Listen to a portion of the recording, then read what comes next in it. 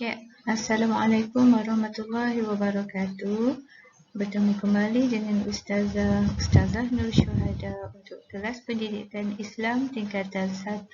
Untuk hari ini kita akan belajar bahagian tajwid, iaitu makhraj huruf, isti'azah dan basmalah, wajibal gunnah dan fawatihus sur.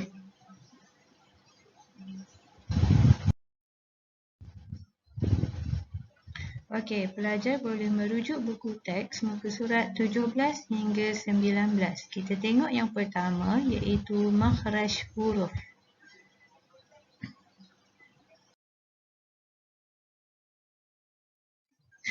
Objektif pembelajaran.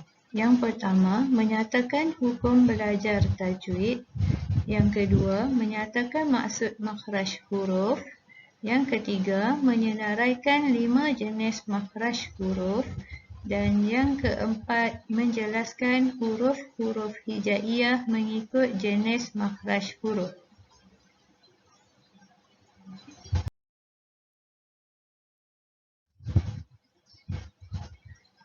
Kenapa kita perlu belajar ilmu tajwid? Yang pertama, kerana hukum membaca Al-Quran dengan bertajwid adalah fardu ain dan wajib kepada setiap umat Islam. Yang kedua, tujuan mempelajari ilmu tajwid adalah untuk membetulkan bacaan Al-Quran. Dan yang ketiga, jika tersalah membacanya, maka ia akan mengubah maksud ayat tersebut. Dengan kita membelajar ilmu tajwid, dapatlah kita menjaga kemuliaan Al-Quran.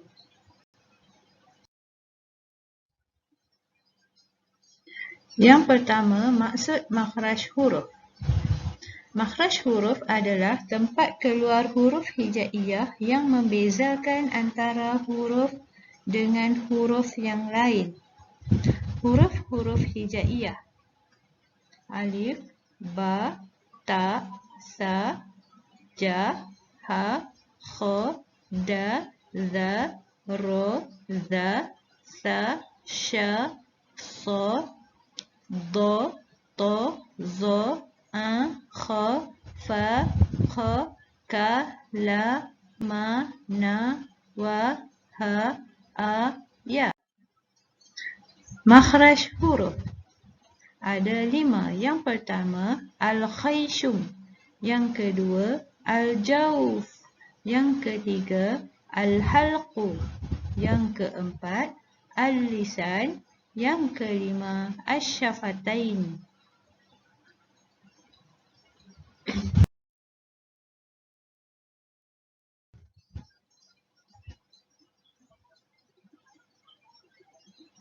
Makhraj huruf.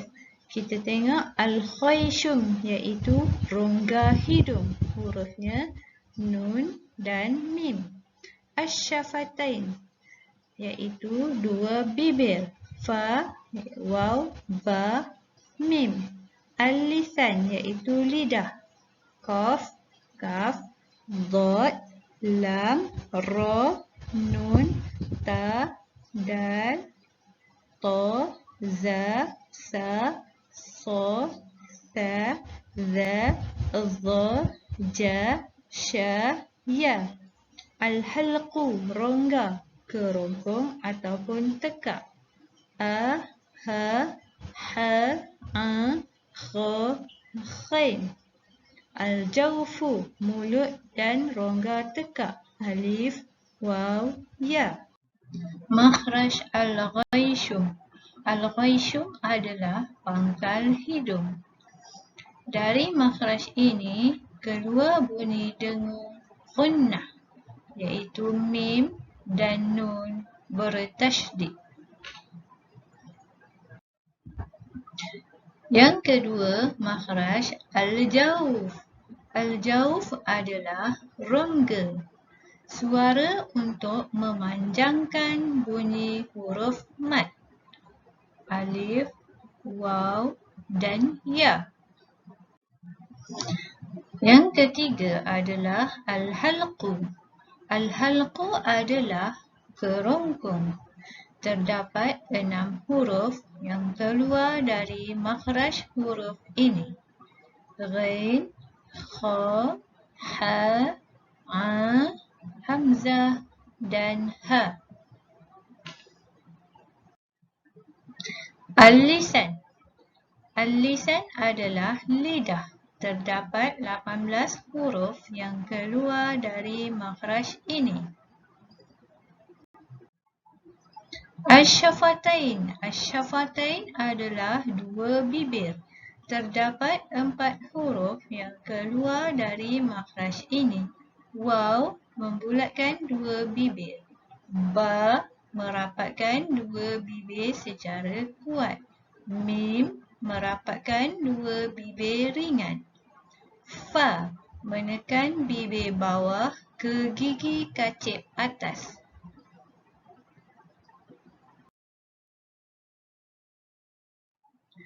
Kemudian kita tengok tajuk isti'azah dan basmalah. Belajar boleh merujuk muka surat 20 buku teks. Maksud isti'azah dan hukum. Ungkapan A'udzubillahi minasyaitanirrajim yang bermaksud aku memohon perlindungan Allah Subhanahu wa ta'ala daripada syaitan yang direjam. Hukum membacanya setiap kali hendak membaca Al-Quran adalah sunat. Berdasarkan firman Allah, فَإِذَا قَرَأْتَ الْقُرْآنَ فَاسْتَعِذْ بِاللَّهِ مِنَ الشَّيْطَانِ الرَّجِيمِ.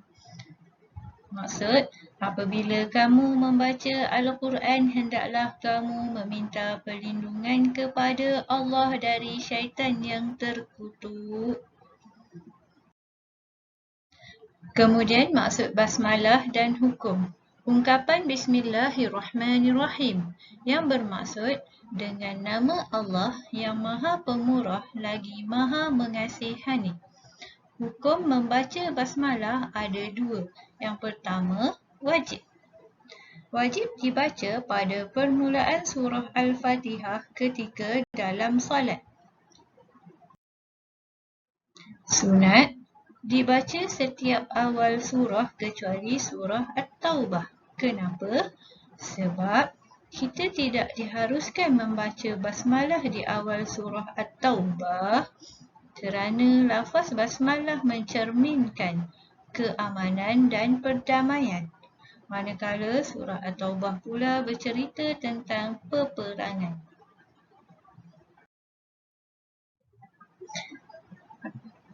Alif Lam Syamsiah dan Alif Lam Qamariyah. Alif Lam Syamsiah. Huruf lam ditulis tetapi tidak disebut. Huruf lam tidak berbaris.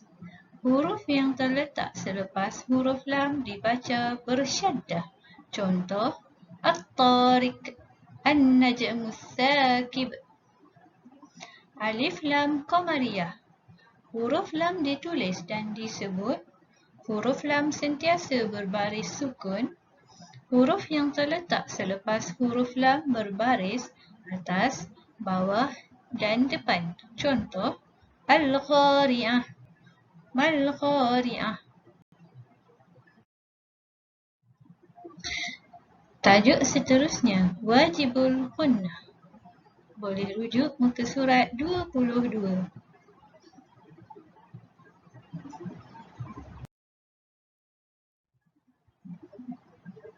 Wajibul Gunnah ialah huruf mim dan nun yang bersabdu ataupun bertasydid.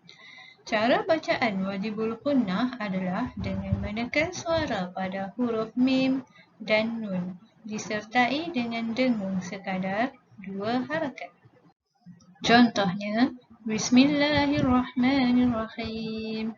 Qul a'udzu birabbin nas, malikin nas, ilahin nas, min syarril waswasil khannas, alladzi yuwaswisu fi sudurin nas, minal jinnati wan nas. Contoh mim, A'udzu billahi minasyaitonir rajim. Fa ammal yatima fala takhar wa ammas sa'ila fala tanhar wa amma bi ni'mati rabbika fahaddits. Shadaqallahul azim. Tajuk yang terakhir iaitu Fawatih As-Suwar. Boleh rujuk muka surat 23. Fawatih As-Suwar berasal daripada perkataan Fawatih, kata jamak daripada kalimah Fatih yang bermaksud pembuka. As-Suwar, kata jamak daripada kalimah surah yang bermaksud himpunan ayat Al-Quran dengan nama-nama yang tertentu. Fawatih As-Suwar iaitu huruf-huruf hijaiyah yang terletak di permulaan sebahagian daripada surah Al-Quran. Contohnya, Nun, Yasin, Alif, Lam, Mim.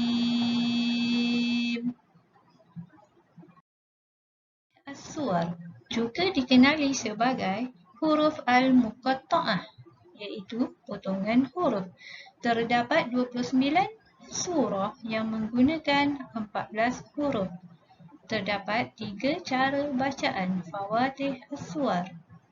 Cara bacaan yang pertama, dibaca tanpa mad atau tidak dipanjangkan, iaitu huruf alif. Sebutan alif.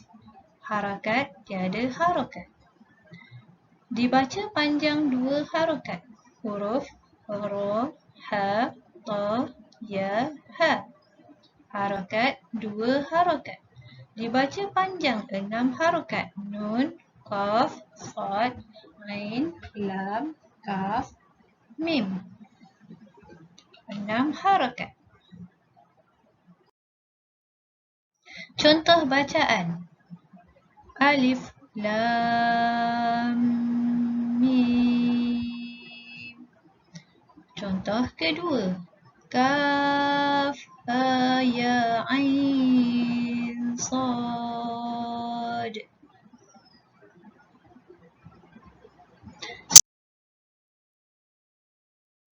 Sekian, terima kasih. Jumpa lagi untuk kelas yang akan datang.